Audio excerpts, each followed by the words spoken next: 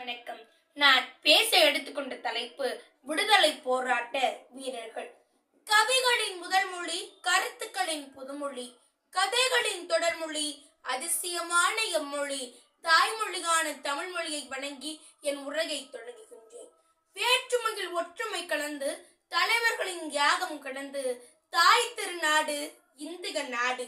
அழித்தோம் ஆங்கிலேயரை வேரோடு, அழித்தோம் ஆங்கிலேயரை வேரோடு, போராடிய தியாகிகளின் புகழ்பாடு, வீரம் போற்றுக நம் பாரத நாடு. எல்லோரும் ஓர் குலம், எல்லோரும் ஓர் இனம், எல்லோரும் இந்திய மக்கள் என்ற மகாகவி பாரதியின் வரிகளுக்கேற்ப சாதி மதம் மொழி கடந்து கொண்டாடும் விழா சுதந்திர தின விழா.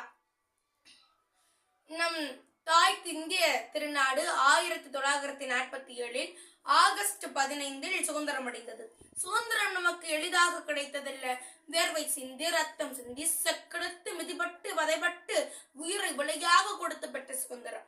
நாம் இந்த பொன்னாளிலே நம் தேசத்துக்கு பாடுபட்ட தியாகிகளை நினைவு கூறத்தான் வேண்டும்.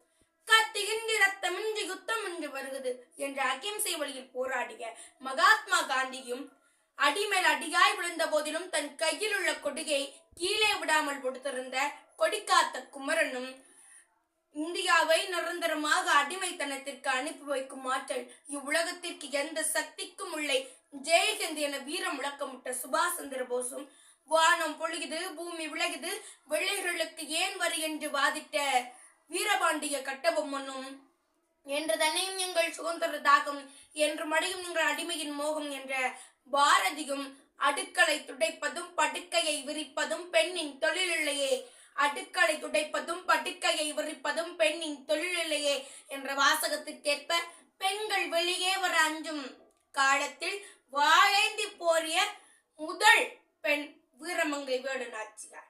நம் தேசத்துக்காக பாடுபட்டு பலமுறை சிறை சென்றார் அஞ்சலி அம்மாள். இவர்களின் தியாகங்கள் இல்லை என்றால் நாம் என்ற சுதந்திர காற்றை சுவாசிக்க முடியாது.